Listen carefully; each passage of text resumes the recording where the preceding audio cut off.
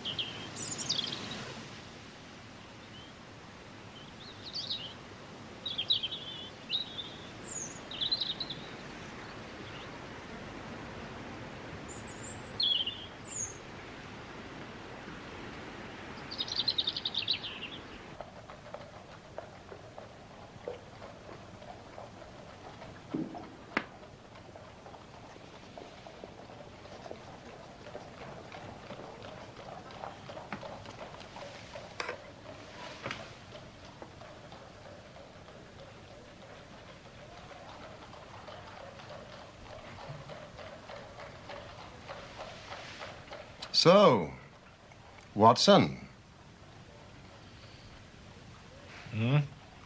You do not propose to invest in South African securities? How on earth do you know that? Now confess, you are utterly taken aback. I am. I should make you sign a paper to that effect. Why? Because in a few minutes you will say it is all so absurdly simple. I should say nothing of the kind. You see, my dear Watson, it is not really difficult to construct a series of influences, each dependent upon its predecessor and each simple in itself. If after doing so one simply knocks out the central influences and presents one's audience with the starting point and the conclusion, one may produce a startling, though possibly a meretricious effect.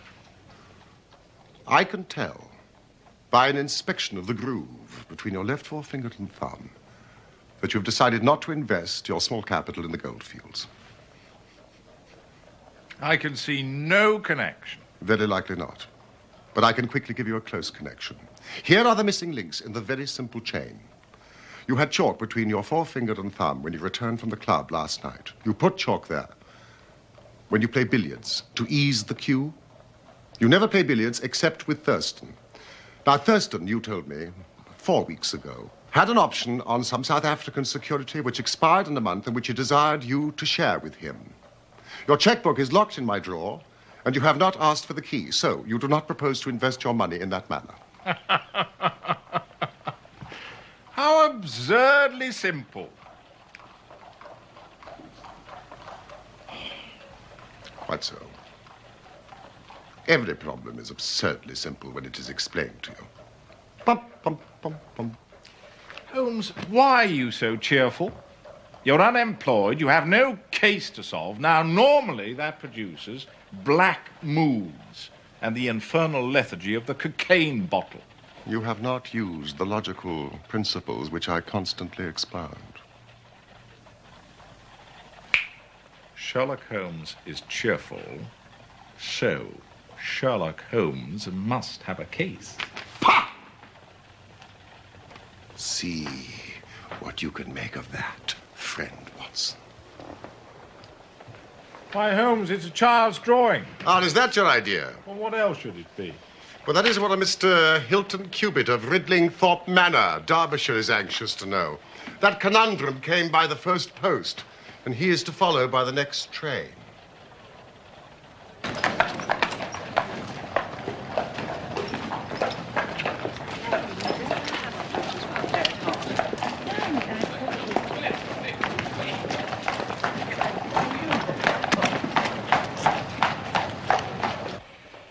Hilton Cubitt.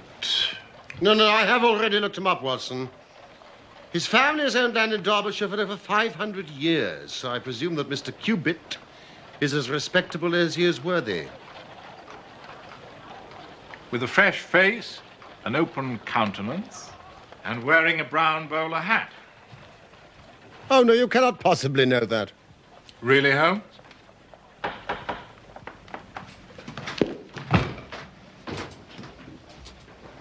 You will stay and keep a record of the case.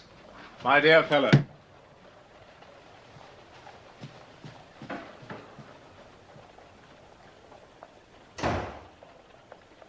Thank you, Mrs. Hudson. This way, Mr. Cubitt. Mr. Sherlock Holmes. Hilton Cubitt. And this is my friend and colleague, Dr. Watson. Dr. Watson, sir. How do you do? Do sit down, Mr. Cubitt. Thank you. So what do you make of it, gentlemen? This thing. Have you had time to study it?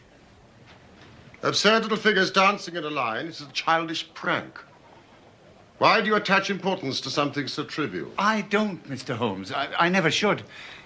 No, it's my wife, you see. She... Go on, Mr. Cubitt. You're with friends. But it's frightened her almost to death. She says nothing, tries to appear normal, but I've never seen anyone so upset.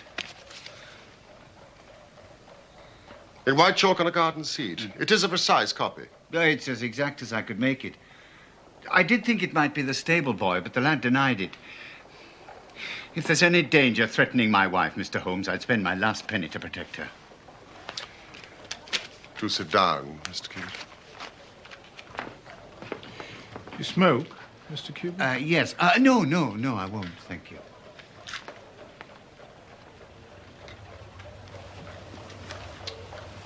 Tell us about your wife, Mr. Cubitt. Well, I've always lived in Derbyshire, Ridling Thorpe Manor near Matlock. I was a bachelor and thought I'd remain one until 3 years ago I came down to London on a visit. It's a rare thing for me, but... Well, I had a mind to see the Queen's Golden Jubilee. I put up at a boarding house in Russell Square because Parker, he's the vicar of our parish, he was staying there. There was also a young American lady staying there. Patrick was her name, Elsie Patrick. Well, we were both alone and we became friends. Did the sights and that. At your expense? Well, certainly not. Are you suggesting... No, he's not, Mr. Cubitt, not at all. Was this Miss Elsie Patrick in London merely for the Jubilee? No. She'd been here some time. She'd tired of America, traveled about, and finally settled in England. Well, not to make a labor of it, before my holiday was over, I was as much in love as any man ever has been. To my surprise and joy, she reciprocated my feelings, and we were married. Excellent. Quietly, in a register office. You think I'm mad, Mr. Holmes, taking a wife in such a fashion, knowing nothing about her, or... Explain, Mr. Cubitt. And come to the point. Oh, yes. In fact, it was on the very day of our marriage. Nothing could have made me unhappy. Nothing on that day. But now I look back, it was odd. Elsie? There's something I have to say to you, Hilton. We don't want to be late, my dear. I've put it off till now, but I must still give you the chance to change your mind. Elsie. What in the world? Let me finish. And what I say, I do mean. I love you dearly. But you know nothing of my life before we met. I never asked. One of the things which has made me so fond of you. If you marry me, Hilton, I promise you marry a woman who has nothing personally to be ashamed of. But you'll have to take my word for it and allow me to be silent forever as to my life before we met. If that's too much to ask, then you must go back to your Derbyshire and leave me to the lonely life in which you found me. It's little enough to ask, and I shall never let you go. These have been the happiest 3 years of my life. And when did the first cloud cover the sun of this great happiness? You have a way of putting things, Mr. Holmes. And you have a way of prevaricating with your answers, Mr. Cubitt. Well, it was some months ago, May, in fact. Hilton! Hello? Here, in the drawing room. Well, what do you think? Yes, great improvement. Thank you, Saunders. I met the postman, saved him a journey. There's a bill. There's one for you. An American stamp. Chicago. Oh. I hope luncheon's ready. I'm ravenous.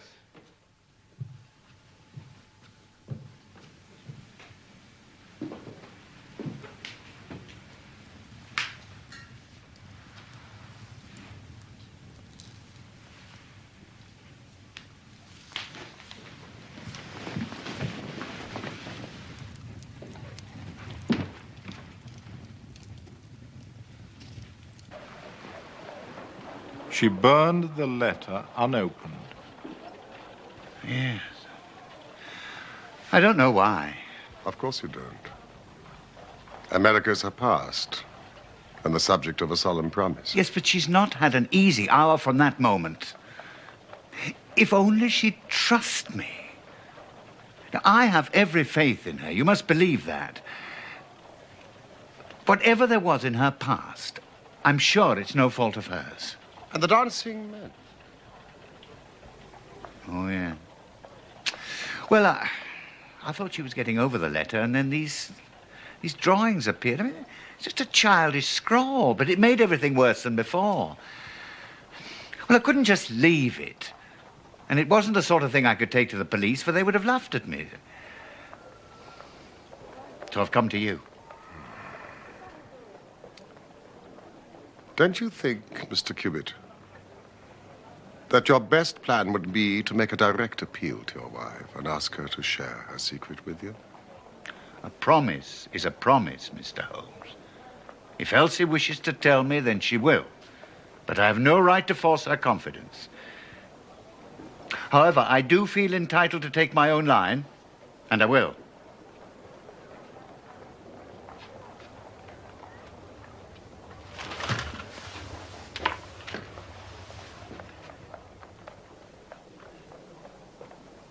Then I will help you with all my heart.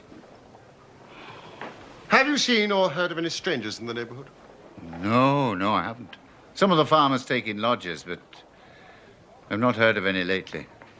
Then I suggest that you return to Derbyshire, Mr. Cubitt, and keep a sharp lookout, and make an exact copy of any fresh dancing men that may appear.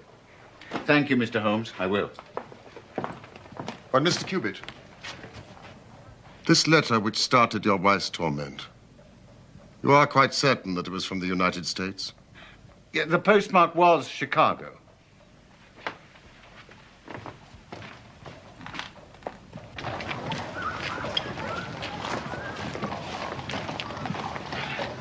Goodbye. And don't worry.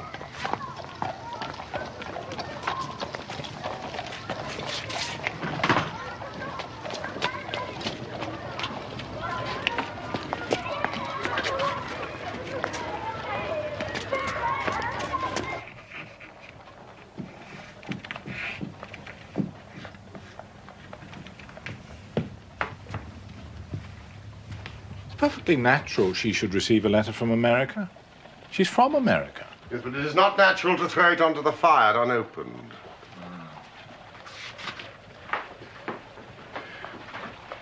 beginning to look like semaphore. You have read my monograph on secret ciphers? Some of it. I found it rather heavy going. It evidently has a meaning. If it is purely arbitrary, it may be impossible to solve. However, if it is systematic, we should be able to get to the bottom of it. But we need more messages, and preferably long ones. Well, I doubt if Hilton and Cubitt would agree with that.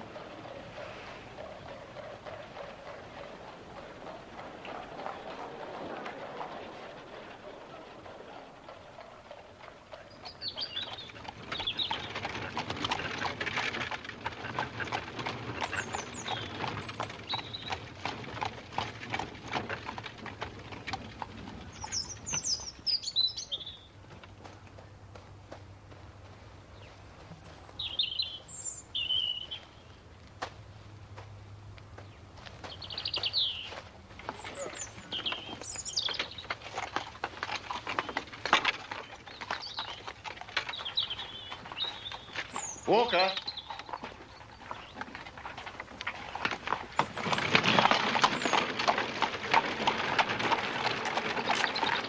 You know anything about this? No, sir. I've not been round the front all day. Has Mrs. Cubitt been out here? I've no way of knowing. Have I? Sir. When I've done this, I want you to wash it off and tell no one about it, and then come to me. I shall have an urgent letter for you to post.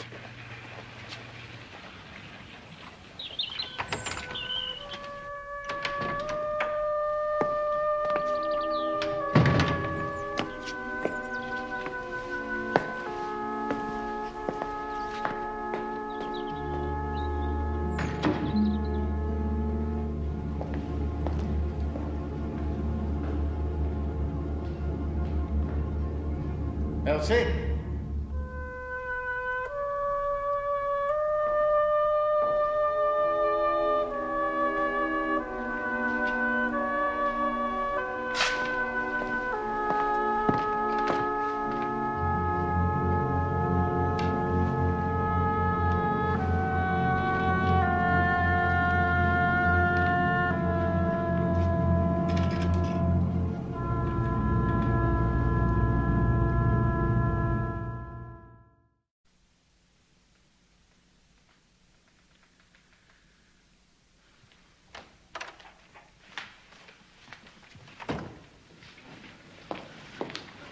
Elsie? What are you doing? I was looking for you. I thought I heard the door. Have you been out today? Out of the house?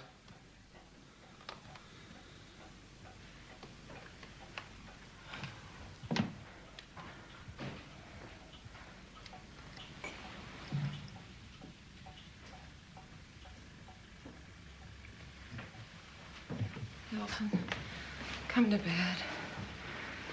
Everything will look better in the morning.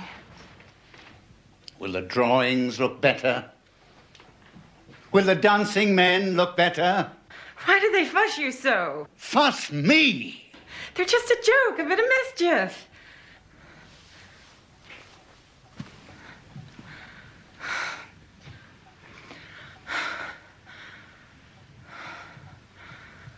The moon's high. Where I come from, they say a moon like that drives you crazy.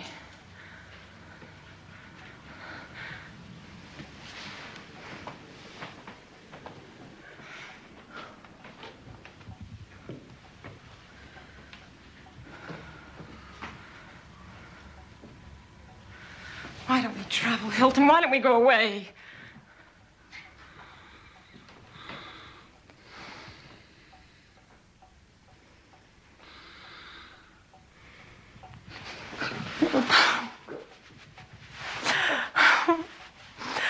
I love this place as much as I love you.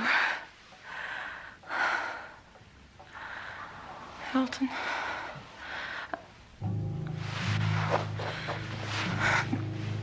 What did you see? Nothing. Nothing at all. Please, dearest. Hilton, I beg you. There's somebody outside. Hilton! Hilton, wait! You'll come to harm. Or are you afraid he will come to harm?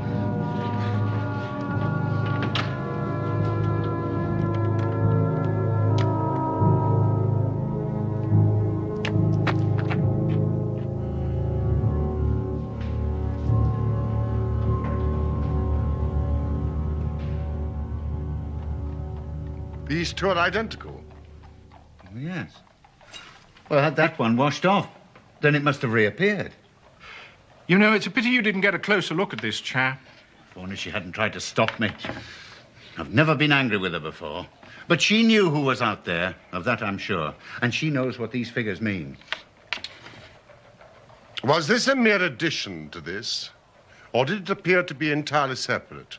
It was on a separate panel of the door.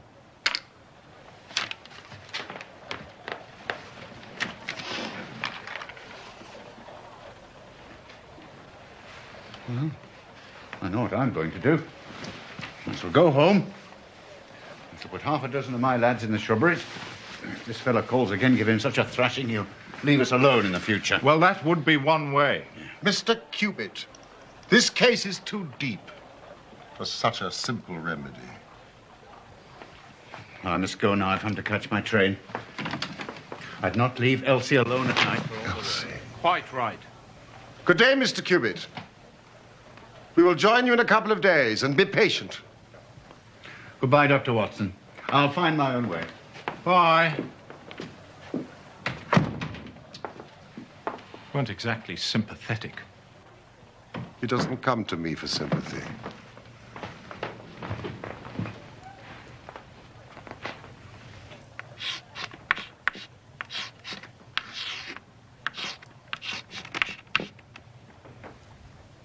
It is a considerable challenge. I shall work better for silence. Oh, well. I dare say I can find something quiet to do.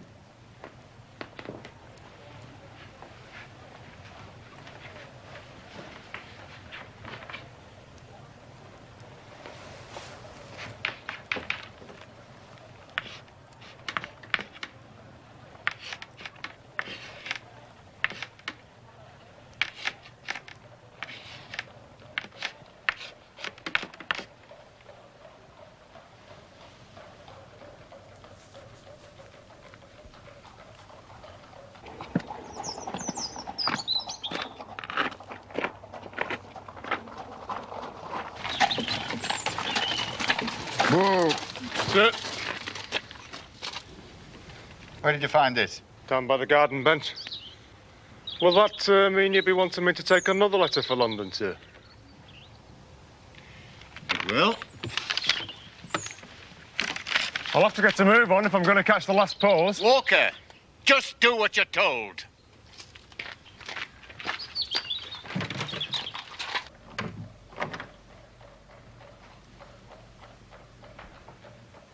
Yes, Watson? Thought you might like the Times, Holmes. What do you make of my progress? Well, it still doesn't mean very much, does it? Quite enough for me to send a telegram to the United States. What on earth does that mean? Abbas Lane. Watson, if this is E, flag denotes the end of words.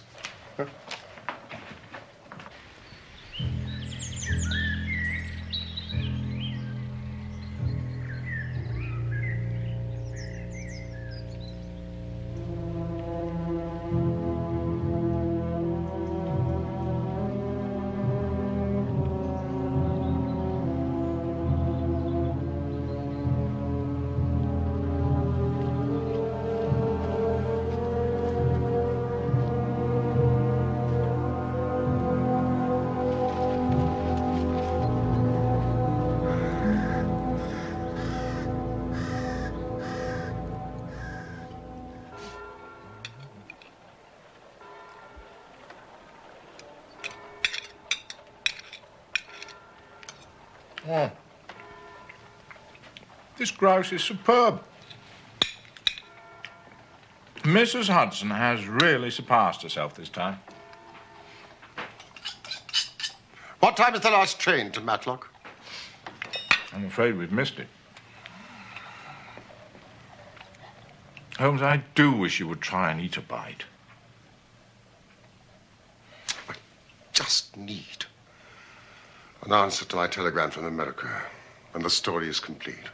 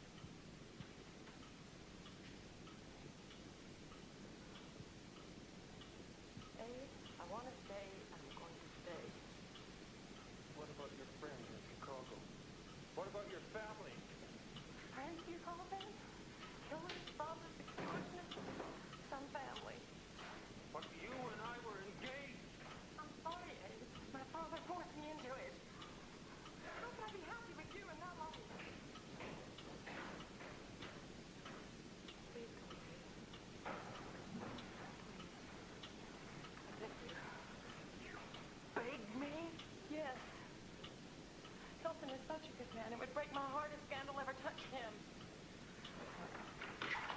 Here's money. That's all that I have.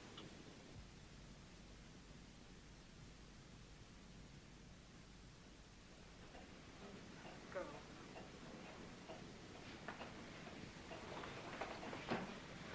No! You're coming home! No! You're coming home! No! What the...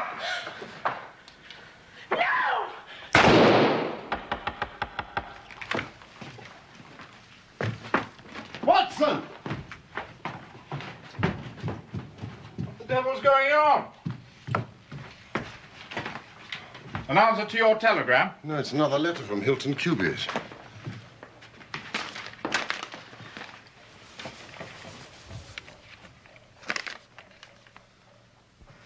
Elsie. Prepared.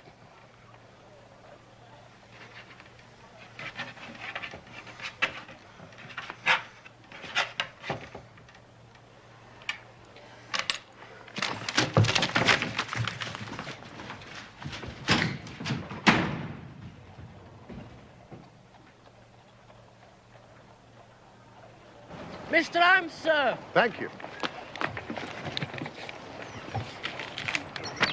Mr. Wilson Hargreave of the Chicago Police Bureau.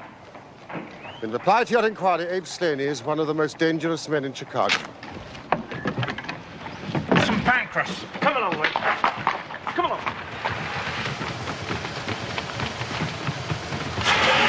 There's a cab. Ridling Thorpe Manor, gentlemen. As fast as you can. How do you know? Expect you're the surgeon from London, sir. I beg your pardon. What makes you... She's not dead yet, sir. You may be able to save her. But she's for the gallows. The gallows? Why, that's her. She murdered her husband.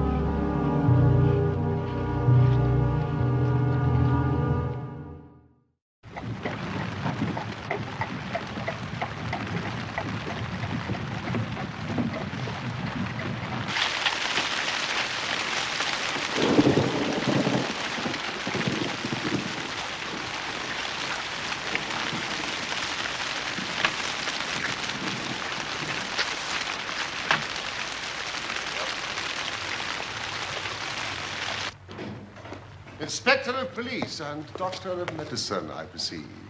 Yes, indeed. Inspector Martin, Derbyshire Constabulary. And I'm Dr. Carthew, the surgeon. This way, gentlemen. This is Mr. Sherlock Holmes. And I am his friend and colleague, Dr. Watson. Mr. Holmes. But what do you know of this business? A good deal. Mr. Hilton Cubitt was my client. But the crime was only committed at 3 o'clock this morning. How could you hear of it in London and get to the spot as soon as I? I anticipated it. We came in hope of preventing it. Then you must have important evidence of which I am ignorant. Only the evidence of the dancing men. The dancing men? Now, I will explain all that to you later. Since we are too late to prevent this tragedy, I am anxious to ensure that justice is done. Will you associate me in your investigation, or will you prefer that I should act independently? I should be proud for us to work together, Mr. Holmes. But I must warn you, there seems very little to investigate. Mr. Hilton Cubitt has been shot through the heart and he's dead. And Mrs. Cubitt? Seriously wounded. The bullet passed through the front of her brain and she's still unconscious. Excuse me, gentlemen. Only one gun has been found, lying on the floor between them. 2 bullets have been fired. With respect, Mr. Holmes, it seems quite clear that Mrs. Cubitt murdered her husband and then turned the gun upon herself. But they were a most devoted couple. The murder room's through here, Mr. Holmes. No. I would like to start by interviewing the servants. And I beg you, nothing, absolutely nothing, is to be moved. Is this the way to the kitchen?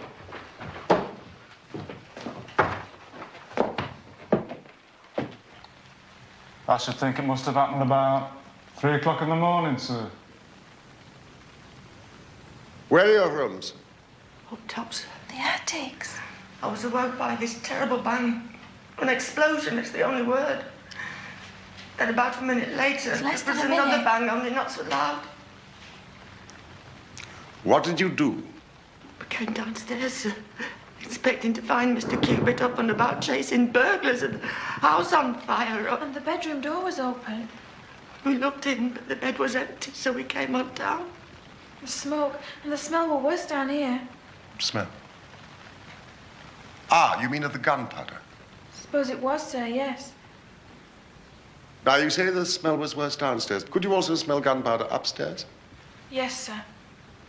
I commend that fact very carefully to your attention, Inspector. Mrs. King.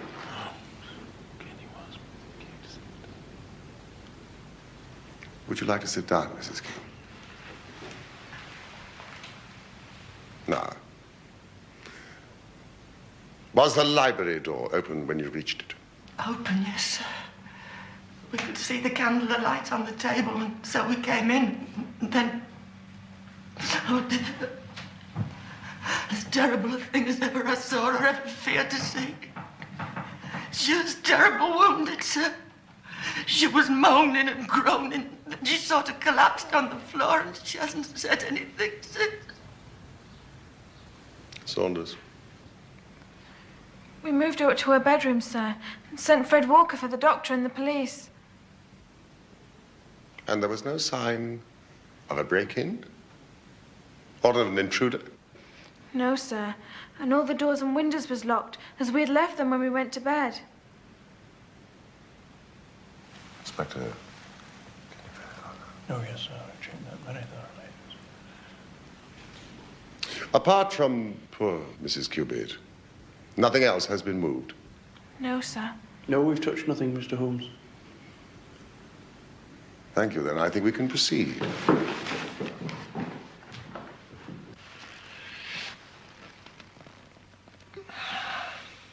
Almost instantaneous death, presumably. Straight through the heart. The bullet's still there. What about the bullet that wounded Mrs. Cubitt? That's still in her as well. It will take hands more nimble than mine to move it. Is this Mrs. Cubitt's handbag? Yes, it is, Mr. Holmes. At least 20 £50 notes. A bribe that failed. So, 2 bullets fired, 2 wounds inflicted, as you said. Yes, Doctor. Then how do you account for the bullet that has so obviously struck the window frame? By George, however did you see that? Because, Dr. Carthew, I looked for it. Wonderful. Why, the bullet's still there. So a 3rd shot must have been fired. Which means that a 3rd person must have been present. Exactly. When you came into this room last night, you say that the door was ajar. Was not that window also open? I don't know, sir. I think... No, sir. It was shut. Saunders, will you and Cook wait in the library? And you, Walker. Dr. Carthew, you may remove the body.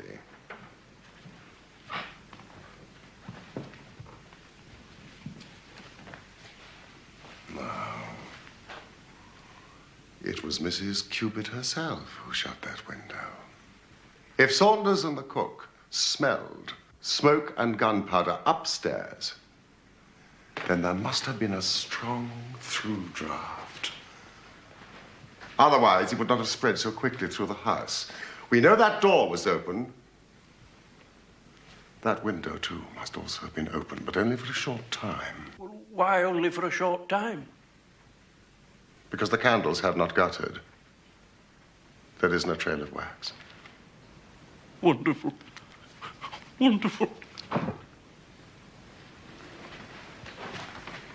If the late Mr. Hilton Cubitt fired the bullet which pierced the window frame, he must have been aiming at someone who was standing either inside or just outside the window. Oh, thank you, Inspector. Which means that the bullet which killed Mr. Cubitt could have been fired by some... Inspector, your thoughts and mine agree entirely.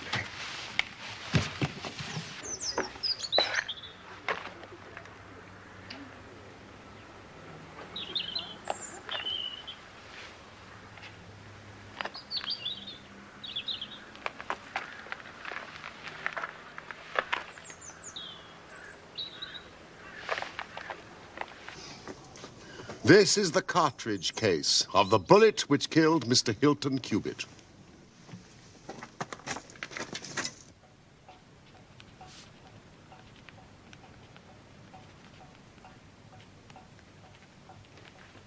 Holmes? If 3 shots were fired, why did Mrs. King and Saunders only hear 2 shots? They were telling the truth, but lied without realizing it. I'm not sure that I follow you. You remember what Mrs. King said? I was awoken by this terrible bang, an explosion. It is the only word. And then, a minute later, there was another bang, but not so loud. The first bang was 2 shots, fired almost simultaneously. One from the window, which killed Hilton Cubitt, and one from Hilton Cubitt, which missed and went into the window frame. And the 3rd shot? The saddest of all, Mrs. Cubitt, self-administered in her despair. Now, do any of you know of an inn in the neighborhood called Elridge's?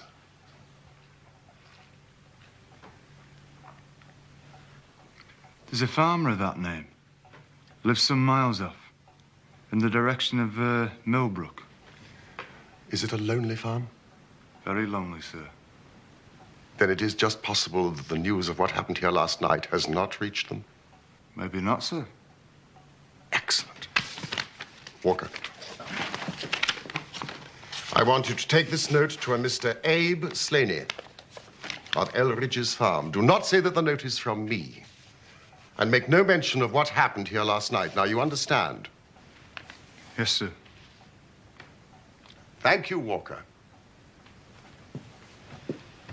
I am expecting a visitor in answer to my note. Now, Saunders, he will ask for Mrs. Cubitt. I want you to show him into this room.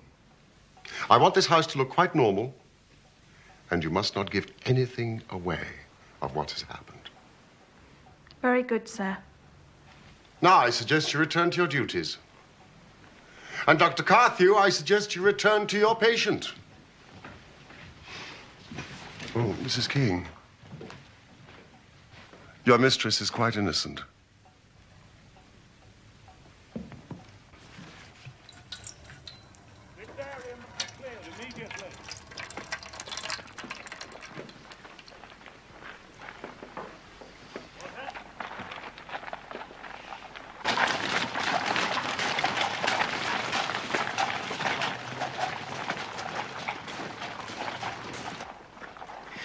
But how did you break the code?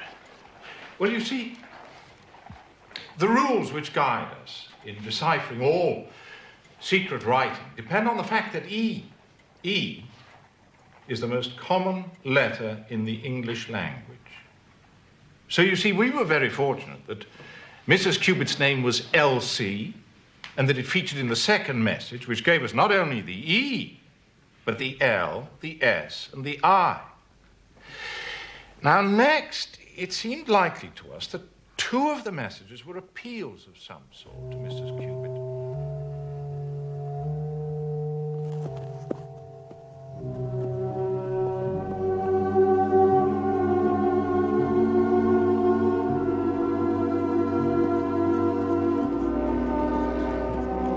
By adding the T and the G, the message reads, "At Eldridge's, come Elsie." Well, if this Abe Slaney is indeed the murderer, we must make an immediate move to arrest him. Well, calm yourself, Inspector. I expect him here any moment.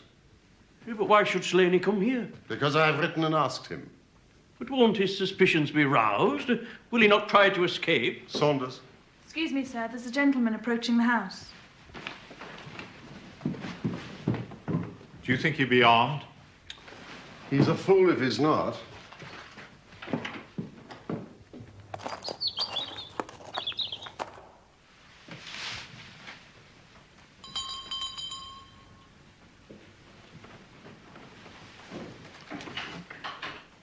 Good day, sir. Is Mrs. Cubitt at home? I'll inquire, sir, if you'll step inside.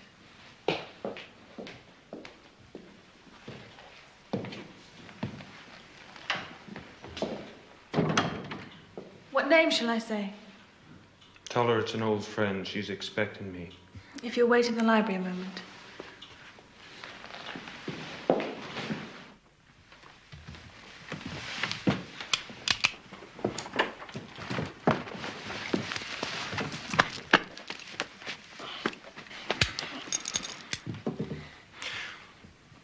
Well, gentlemen, it looks like you've got the drop on me, but what the hell is going on? Abe Slaney, I believe. What if I am, and who are you anyway? My name would mean nothing to you, though I suspect that of Wilson Hargreave of the Chicago Police Department will. I see that it does. Mr. Slaney, you should know that Mrs. Elsie Cubitt is very seriously ill. I don't believe you. This is some cheap trick. Mrs. Elsie Cubitt wrote me a note just an hour ago. A note that only I can understand. What one man can invent, another can discover. I'm here, Abe Slaney, at Eldridge's. Come, Elsie. And your last note to her, Elsie, prepare to meet thy God. And this? You wrote that note?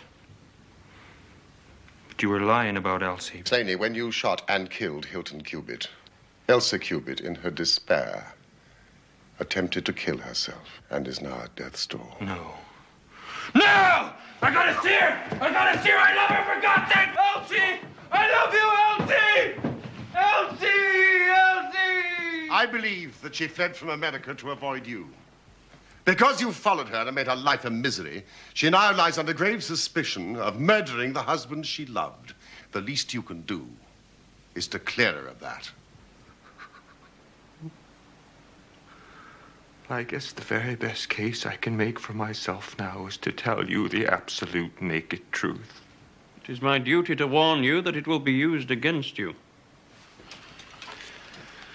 I guess you probably know that Elsie's father's the most powerful man in Chicago. One of the most powerful criminal men in Chicago. It was he who invented the dancing men. We used it as a code in the old days. I've known Elsie since she was a child. She was promised to me. I may have threatened her, but I wouldn't have touched a hair on her pretty head. But you're right. She hated the whole Chicago business. That's why she ran away to Europe. It was only after her marriage to this Englishman that I was able to find out where she was. I wrote to her, but I got no answer. She burned your letter. She was happy in her new life in Derbyshire. I came here to England to take her home. I sent her notes. I did everything I could to coax Elsie away. Then my temper got the better of me and I began to threaten her. But yesterday, she sent me a letter. She said she would come down when her husband was asleep and speak to me through the end window. If I would go away afterwards and leave her in peace. Can I make you see?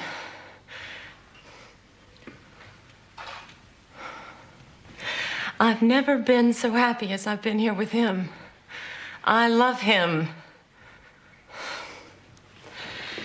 Abe, I want to stay, and I'm going to stay. But what about your friends in Chicago? What about your family? Friends, do you call them? Killers, robbers, extortionists? Some family. But you and I were engaged. I'm sorry, Abe. My father forced me into it. How can I be happy with you in that life? Please go away. Please. I beg you. You beg me? Yes. Hilton is such a good man. It would break my heart if scandal ever touched him. Here's money. It's all that I have. Now, please go away. No! Are you coming home? No! You're coming home! No! What the...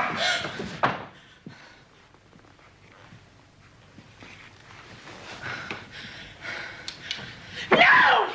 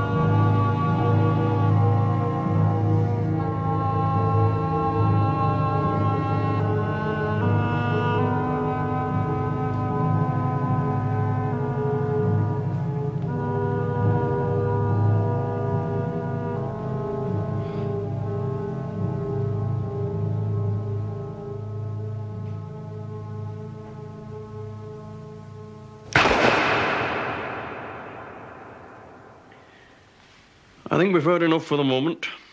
Come along. Can't I see her before I go? Nobody can see her. Even we have not been given that privilege.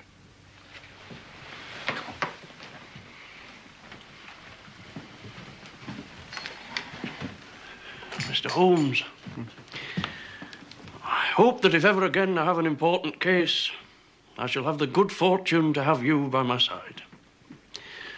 Good afternoon, and thank you.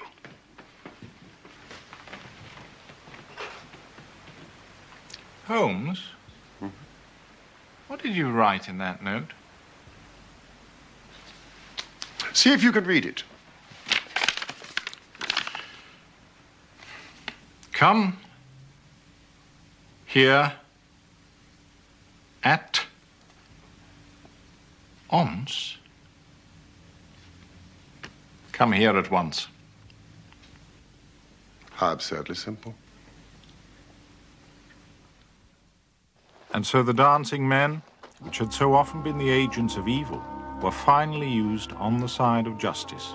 Abe Slaney was condemned to death at the Derby Assizes, but his sentence was changed to penal servitude in consideration of mitigating circumstances, in the certainty that Hilton Cubitt had fired the first shot. Mrs. Cubitt made a complete recovery and lives still at Ridling Thorpe Manor.